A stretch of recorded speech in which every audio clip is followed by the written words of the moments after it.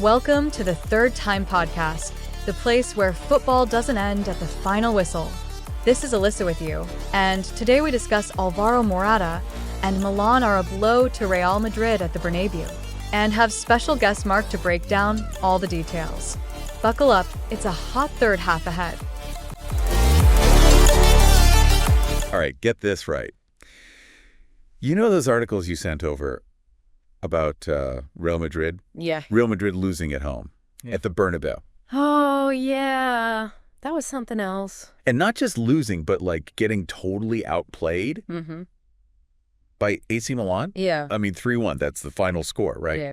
But it doesn't even begin to tell the story. No. It's Real Madrid at the Bernabeu. Exactly. The place is practically a fortress, right? So what happened? Right. Was it Milan just playing out of their minds, or did Real just completely, I don't know, have an off night? Well, what's really interesting here is that, Milan, they didn't just get lucky, right? Right. Tactically, I mean, they dominated from the first whistle. You could just see it. Yeah. It was like, think of it this way. Milan comes out in this 4-3-3 formation. So basically, they completely overload Real's midfield. Oh, I see. And then you've got Pulisic with all this space to work. It was like you were giving like an artist a blank canvas. Yeah, and he painted a masterpiece, didn't he? I mean, the way he was pulling the strings, orchestrating attacks. The article, I think, even called him like a maestro. Oh, yeah. What about Rangers, though? He was phenomenal as well, wasn't he? Oh, absolutely. It felt like he was everywhere. Breaking up Real's press anytime they tried to get anything going, and then, boom, launching Milan forward. Right. And we're not talking just running around a lot, This guy, his pass completion rate was 92%. I mean, that just shows you how much he was controlling the tempo. Wow. To put it in perspective, no teams had more shots on target at the Bernabeu in, the last 20 years. Seriously. Yeah. That's mind-blowing. It is. And we can't forget Leon either. Oh, right. Of course. I mean, he was a threat the entire match, even though he, maybe it could have finished a few more of those chances. Yeah, exactly. He was a constant menace. Had he been a bit more, clinical, I guess, this could have been way worse. Oh, yeah. But I think we should maybe move on to another kind of layer of the story. Yeah. Oh, absolutely. All right. We can't talk about this match without bringing up the Alvaro Morata factor. Oh, yeah. Talk about adding fuel to the fire, right? True. The former Real Madrid player, Right. now captaining Milan, Yeah. scores against his old club. I mean, talk about irony. It's almost too perfect. Right. And even just the way he handled it all, you Yeah. know? The article even mentions how the crowd was chanting, "Morata, how bad are you?" Oh, wow. And then boom, he scores. Yeah. But he doesn't go, crazy celebrating or anything. It's muted. Gestures for silence, It's almost like he's saying, "I'll let my play do the talking." Oh, man. I bet that silence was deafening to those Real Madrid fans. It makes you think, though, did he have some extra motivation there, like wanting to prove something to his old team? Yeah, it's possible. Or maybe Real Madrid just, underestimated him, it's just Morata. Either way, you got to admit, the way he played, the muted celebration, it says a lot about, the psychology of the game. Yeah. It wasn't just tactics, it was emotions, whole narratives colliding out there. Yeah. But speaking of underperforming, maybe we should talk about Real Madrid themselves. Okay, yeah, let's unpack that a bit. I mean, their performance was, well, to be blunt, it was shocking. Yeah. They were slow, they were disorganized, almost passive. Yeah. Like they were sleepwalking through the match. It just wasn't the Real Madrid that we're all used to seeing. Right. Those comeback kings, they always find a way, even when they're down. Yeah, that's what makes this result so significant. Yes, Milan was playing exceptionally well. For sure. But Real Madrid was just so far below their usual standard. You know what I mean? Yeah. And it seems like even Ancelotti knows it. Oh, right. He was quoted as saying, "We have to be worried we're lacking something." Yeah. For Ancelotti to come out and say that publicly, admit that they're lacking something, that's a big deal. It is. He's usually so composed, calmly analyzes every situation, but for him to express that kind of concern, that just shows how much this loss really got to them. Yeah. And it wasn't just Ancelotti, the fans were stunned too. Yeah, the article talked about the fans leaving the Bernabeu long before the final whistle blew. And it wasn't just that they were losing. It was how they were losing. Right, and that's huge. You know how Real Madrid fans are? Mm. They're known for being diehard, even when the team's struggling, right? Yeah. So for them to be leaving early, to be that disillusioned by what they were seeing, Yeah. it says a lot about how far the team fell short of expectation. It really does. Even when they scored that penalty, like, late in the game. Right. There was no spark. There was no belief that they could pull off a comeback like they usually do. It was just dot flat. Flat? Yeah, exactly.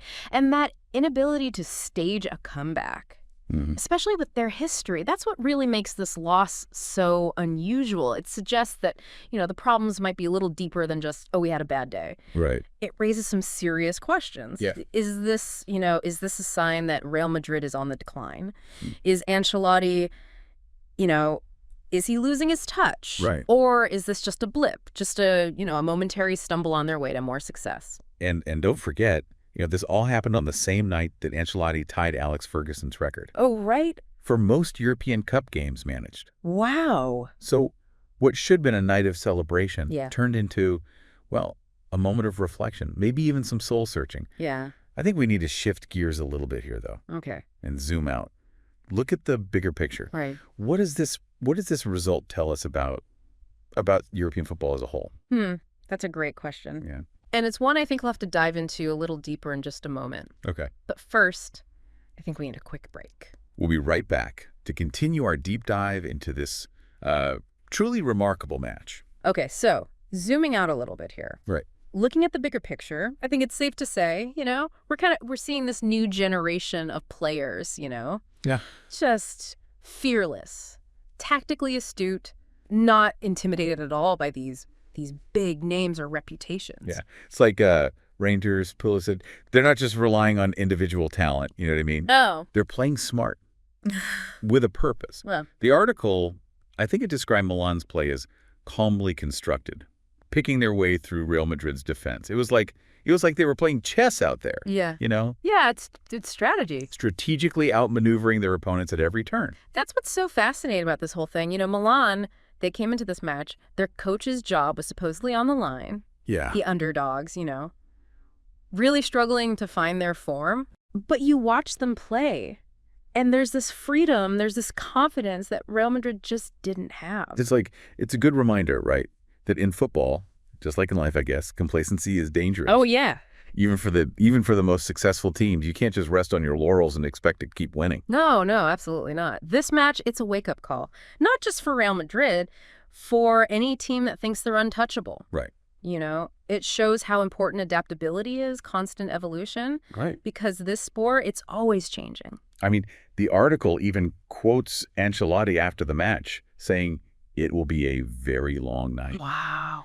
You can almost feel the weight of that defeat. Right. The silence in that dressing room. Yeah. The disappointment. Yeah. All the questions swirling around in their head. Oh, absolutely. And, on the flip side, Ryan, Yeah. you can just imagine the scenes in the Milan camp, the jubilation. The sense of accomplishment. Yeah. Right. Yeah. The stadium was practically empty by the end of it.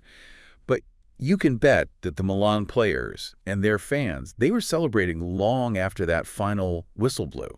Yeah. This wasn't just about winning a match for them. It was about proving themselves, defying the odds, reminding everyone that they're a force to be reckoned with. Right. But, okay, let's bring it back to, you, the listener. Okay. Why should you care about this one match, Well, I think for starters, this whole deep dive, it's given us some pretty insightful clues, right? Yeah. About where European football is headed, what's changing. It's a testament, I think, to the power of tactical awareness. Right. And execution. Right. Milan, they didn't just, rely on individual brilliance. They outthought Real Madrid. They outmaneuvered them. This wasn't luck. Right. This was about preparation, strategy. A deep understanding of the game. A deep understanding of the game. Yeah. And for anyone who loves a good underdog story. All right. Oh, yeah. This match is a reminder that, anything is possible in football. Mm-hmm.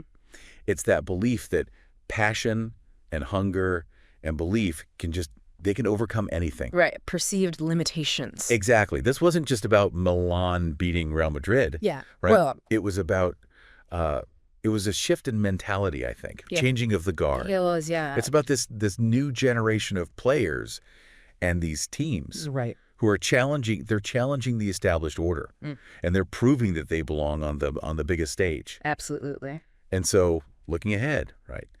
The question is, I think, is this a sign of things to come? Are we witnessing a power shift in European football? A power shift. Are we going to see more and more of these young, hungry teams like Milan Right. rising to the top, Yeah. challenging the old powerhouses? You know, it makes you think.